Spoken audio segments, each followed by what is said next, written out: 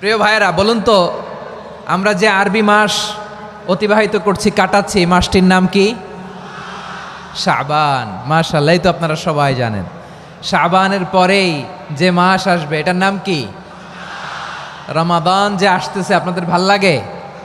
হ্যাঁ, রমাদান নাম শুনলেই মুমিন হৃদয়ে বয়ে যায় প্রশান্তির ফল্গু ধারা, ঠিক কিনা?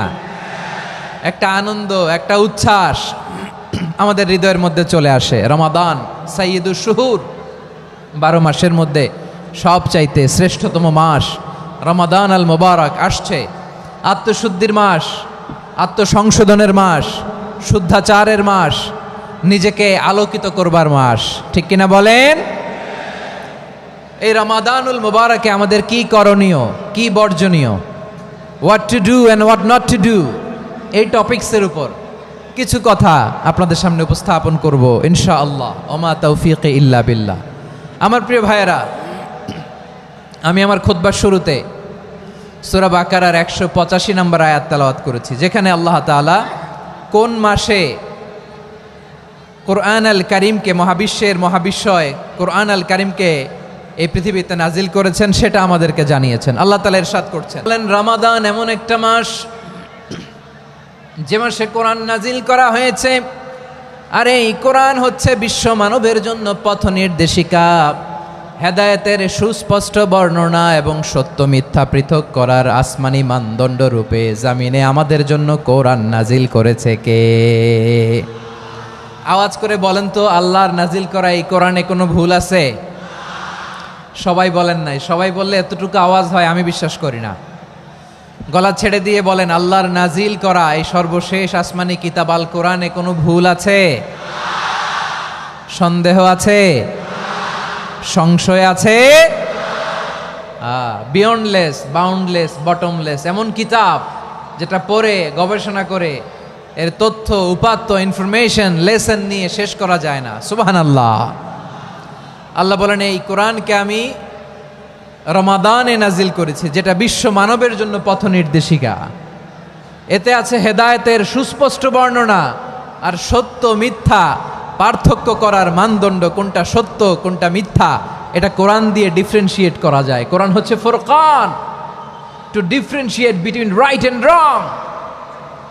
কোনটা সত্য, কোনটা মিথ্যা, কোনটা ভুল, কোনটা নির্ভুল, এটা কোরআন দিয়ে যাচাই করা যায়। চিল্লায় বলেন ঠিক কিনা? এজন্য এই কোরআন দিয়ে আমাদের জীবন সাজাতে হবে। কোরআন দিয়ে জীবন না সাজালে জীবন আলোকিত হয় না। কোরআন দিয়ে পরিবার না সাজালে পরিবার আলোকিত হয় না।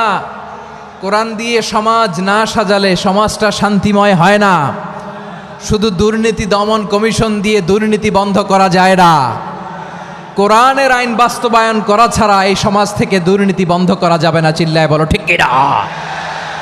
আমার প্রিয় ভাইয়েরা, এই কোরআন নাজিল হয়েছে রমাদান আল মুবারক, এই বরকতময় মাসে। তাই আমাদের উচিত এই মাসে আসন্ন যে রমাদান আল মুবারক, এই রমাদানে কোরআনের সাথে নিজেদের সম্পর্ককে বাড়ানো। আমার প্রিয় চাঁপাইনবাবগঞ্জের ভাইয়েরা, আমরা কি আসন্ন রমাদানে কোরআনের সাথে আমাদের অ্যাটাচমেন্ট, সম্পর্ক বাড়াতে চাই? চান সবাই?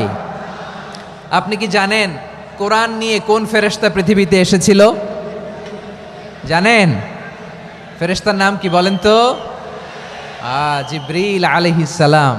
একটু খেয়াল করে শুনেন, কান্দুল কোরআন নিয়ে এসেছেন, ফলে উনি হয়েছেন শ্রেষ্ঠ ফেরেশতা। বিশ্ব নবীর উপর কোরআন নাজিল হয়েছে, তাই তিনি হয়েছেন শ্রেষ্ঠ নবী। রমাদানে কোরআন নাজিল হয়েছে, তাই রমাদান হয়েছে শ্রেষ্ঠ মাস। কদরের রাতে কোরআন নাজিল হয়েছে, তাই কদর হয়েছে শ্রেষ্ঠ রাত। আমরাও যদি কোরআনের সাথে সম্পর্ক বাড়াই, আমাদের মর্যাদাও এরকম, আমাদেরকেও শ্রেষ্ঠ মানুষ বানায় দিবে কে? যারাই কোরআনের সাথে সম্পর্ক বাড়ায় এদের মর্যাদা বাড়ায় দেয় কে? দেখবেন আমাদের হাফেজে কোরআন, তারা ইন্টারন্যাশনাল কোরআন কম্পিটিশনে যে গোটা বিশ্বকে পেছনে ফেলে প্রথম পুরস্কার নিয়ে আসে। এত ছোট ছোট বাচ্চা, ও সমাজ বোঝে না, রাজনীতি বোঝে না, টাকা পয়সা বোঝে না, কিচ্ছু বোঝে না, কিন্তু গোটা বিশ্বে ওকে সম্মানের চেয়ারে আসীন করেছে কে? এই কোরআনের সাথে লাগলে আল্লাহ তাআলা সম্মান বাড়িয়ে দেয়। আমার প্রিয় ভাইয়েরা, আসুন আমরা শুরুতেই, আলোচনার শুরুতেই শপথ নেই যে আসন্ন রমাদানে আমরা কোরআনের সাথে নিজেদের সম্পর্ককে মজবুত করব ইনশাআল্লাহ। সবাই বলুন ইনশাআল্লাহ। শাবান মাস আসলে, রজব মাস আসলে সাহাবারা কি করতেন আসুন আমরা দেখি কিভাবে তারা রমাদানকে ওয়েলকাম জানাতেন।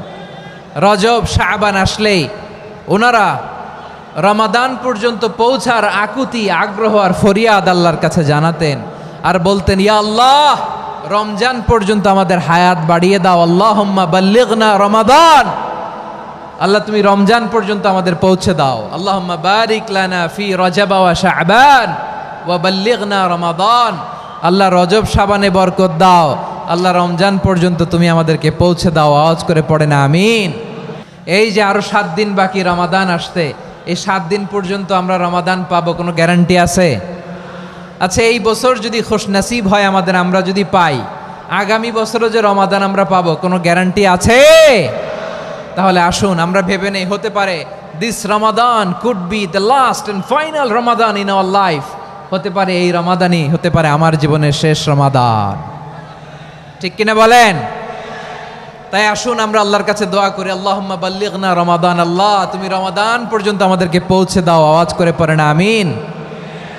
ইবনু রাজব আল হাম্বালি লাতাইফুল মাআরিফের মধ্যে লিখেছেন, সাহাবারা ওনারা রমাদান কেন্দ্রিক, আমাদের সালাফ সালফে সালেহিনরা রমাদান কেন্দ্রিক জীবন কাটাতেন। ওনারা রমজান আসার 6 মাস আগে আল্লাহর কাছে দোয়া করতেন, আল্লাহ রমজান পর্যন্ত পৌঁছে দাও। রমজান চলে যাওয়ার পরে বাকি 6 মাস আল্লাহর কাছে দোয়া করতেন, আল্লাহ এই রমাদানে যে ইবাদত করেছি এই ইবাদতগুলো তুমি কবুল করে নাও। সুবহানাল্লাহ। তাহলে পুরো বছর রমাদান কেন্দ্রিক জীবন। রমজান আসার আগে 6 মাস দোয়া করতো, আল্লাহ আমরা যেন রমজান পাই। রমজান চলে যাওয়ার পরে বাকি 6 মাস বলতো, আল্লাহ রমজানে যে ইবাদত করেছি এগুলো তুমি কবুল করে নাও। সুবহানাল্লাহ। আবার এই শাবান মাসে আল্লাহর হাবিব সাল্লাল্লাহু আলাইহি ওয়াসাল্লাম সবচেয়ে বেশি রোজা রাখতেন। কানা ইয়াসুমু শাবানা কুল্লাহ, সবচেয়ে বেশি রোজা রাখতেন শাবান মাসে। ওয়া কানা ইয়াসুমু শাবানা ইল্লা কলিলা, শাবানের অল্প কয়েকদিন ছাড়া পুরো শাবানটাই বিশ্বনবী রোজা রাখতেন। সুবহানাল্লাহ পড়েন। এই শাবানে আপনারা রোজা রাখছেন তো? রাখছেন? আল্লাহ তুমি কবুল করো। আমরা সবাই পড়ি আমিন। মাইকের সাউন্ডটা একটু স্ট্রং করবেন। প্রিয় ভাইয়েরা, এই শাবান শেষে আমাদের মধ্যে আগমন করবে রমাদান, এবং এই রমাদানুল মুবারক আল্লাহ তাআলা আমাদের জন্য সিয়াম ফরজ করেছেন। কি ফরজ করেছেন? তিনি সূরাতুল বাকারার 183 নম্বর আয়াতে ইরশাদ করছেন, রাব্বুল আলামিন বলেন, ইয়া আইয়ুহাল্লাযীনা আমানু কুতিবা আলাইকুমুস সিয়ামু কামা কুতিবা আলাল্লাযীনা মিন ক্বাবলিকুম লাআল্লাকুম তাত্তাকুন। আল্লাহ বলেন, ও বিশ্বাসীরা শোনো শোনো, তোমাদের জন্য সিয়ামকে ফরজ করা হয়েছে, ঠিক যেমন ভাবে তোমাদের পূর্ববর্তী উম্মতদের উপরও সিয়ামকে ফরজ করা হয়েছিল, লাআল্লাকুম তাত্তাকুন, যাতে করে তোমরা সবাই মুত্তাকি হতে পারো।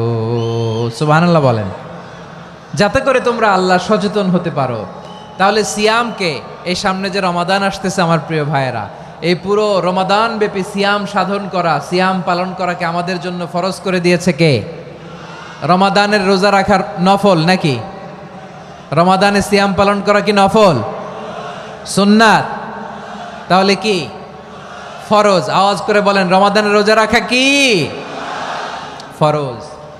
এটা শুধু আমাদের উপরই ফরজ না, আমাদের আগে যত জাতিগোষ্ঠী এই পৃথিবীতে এসছে সবার উপরে সিয়াম পালনকে ফরজ করেছে কে? সবার উপরে আল্লাহ তাআলা সিয়াম পালনকে ফরজ করেছিলেন। তবে ধরনটা ভিন্ন ছিল, এক এক জাতিগোষ্ঠীর জন্য এক এক ধরনের ছিল। আমাদের জন্য সিয়াম ফরজ টানা 1 মাস 30 দিন বা 29 দিন। কোন কোন উম্মতের উপর 30 দিন না, মাত্র 3টা রোজা ফরজ ছিল। কয়টা? আওয়াজ করে বলেন। আপনাদের কি মনোযোগ আছে না গেছে? মনোযোগ আছে?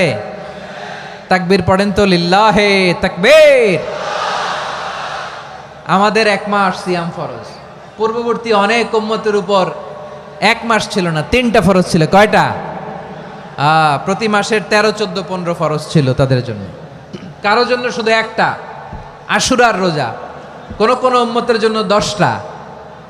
কোন কোন উম্মতের জন্য রোজা ফরজ ছিল মৌনতার রোজা, আরবিতে বলে সওমুল ইনসাত, মানে সারাদিন খেতে পারবে, পান করতে পারবে, স্ত্রীর সাথে মেলামেশা করতে পারবে, কিন্তু কথা বলতে পারবে না। কথা বললেই তাদের রোজা ভেঙে যেত। পড়েন সুবহানাল্লাহ।